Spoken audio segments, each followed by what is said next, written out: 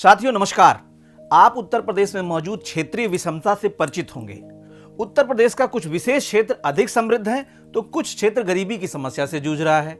इसी क्रम में आज हम इस प्रश्न का जवाब तलाशेंगे कि आखिर पश्चिमी उत्तर प्रदेश में इतना समृद्धि क्यों है। पश्चिमी उत्तर प्रदेश का वह क्षेत्र है जिससे राज्य सरकार को सबसे अधिक राजस्व मिलता है।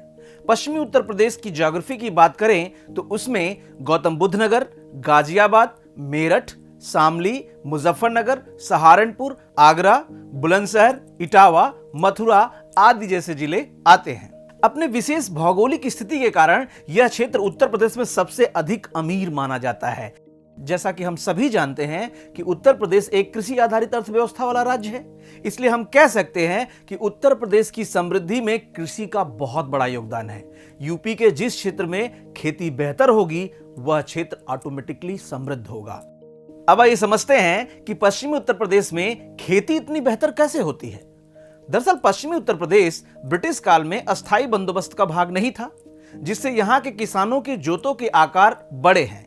जोतों के आकार के बड़े होने से कृषि कार्य में बहुत सुविधा होती है, क्योंकि जोतों के आकार के बड़ा होने से कृषि तकनीक और कृषि यंत्रों का बेहतर प्रयोग किया जा सकता है। पश्चिमी उत्तर प्रदेश में अधिकतर बड़े किसान हैं, इसलिए 60 के दशक में उन्होंने कृषि की आधुनिक प्रणालियों का प्रयोग करना शुरू कर दिया, जिससे उत्पादन बहुत तेजी से बढ़ गया। इस प्रक्रिया के लिए उन्होंने उच्च उत्पादन क्षमता वाले हाइब्रिड बीजों का प्रयोग करना शुरू किया, रासायनिक उर्वरकों यानी फर्टिलाइजर का प्रयोग करना शुरू कर दिया और कीटनाशक भी अपने खेती के इस्तेमाल में प्रयोग करने लगे। अब रही बात कृषि कार्य में बेहतर सिंचाई की, तो इस क्षेत्र को 2 नदियों का वरदान पहले से मिला हुआ है। पहली नदी है गंगा और दूसरी नदी है यमुना। ऐसे में पश्चिमी उत्तर प्रदेश का क्षेत्र गंगा और यमुना के दोआब में आता है।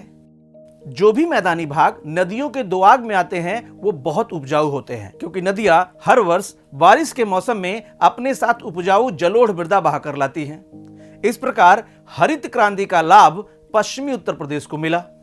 इस क्षेत्र में उत्पादन कई गुना बढ़ गया, जिससे यहां के लोगों के पास अधिशेष यानी सरप्लस हो गया।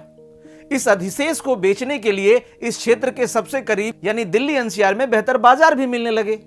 यहां ये अपने उत्पाद को आसानी से बेचने लगे।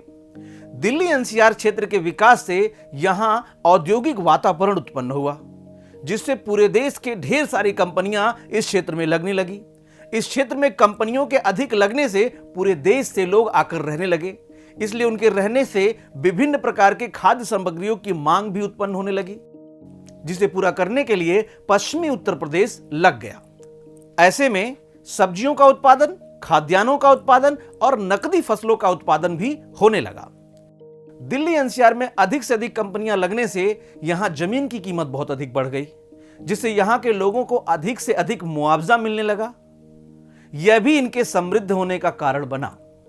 दिल्ली के करीब होने से और बेहतर परिवहन और अवसंरचना विकास के कारण इस क्षेत्र में कई प्रकार के उद्योग लगने लगे, जैसे शामली और मुजफ्फरनगर चीनी उत्पादन के लिए, फिरोजाबाद कांच उत्पादन के लिए, मुरादाबाद पीतल के लिए, अलीगढ़ तालों के लिए, सहारनपुर कागज उद्योग के लिए और मेरठ खेल के सामानों के लिए मशहूर हुआ।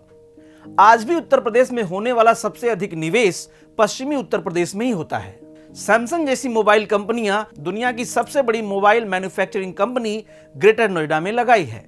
नोएडा में ही टॉय सिटी, फिल्म सिटी आदि का विकास हो रहा है। ऐसे कई उदाहरण वर्तमान समय में गिनाए जा सकते हैं। अगर सामाजिक दृष्टि से देखें तो पश्चिमी उत्तर प्रदेश में मार्शल रेस पाई जाती है। मार्शल रेस वो प्रजातियां होती हैं जिनके बारे में कहा जाता है कि वे स्वभाव से बहुत तेज और लड़ाकू होती हैं। इस बात के अपने सामाजिक फायदे और नुकसान भी हैं। ऐसा भी कहा जाता है कि पश्चिमी उत्तर प्रदेश में ग्रोथ तो है, लेकिन वहां अभी भी डेवलपमेंट का होना बाकी है। इस बारे में आपके क्या विचार हैं, हमें कमेंट बॉक्स में जाकर जरूर बताएं। इसी तरह की विश्लेषणात्मक खबरों को देखने के लिए देखते रहें बातें यूपी की।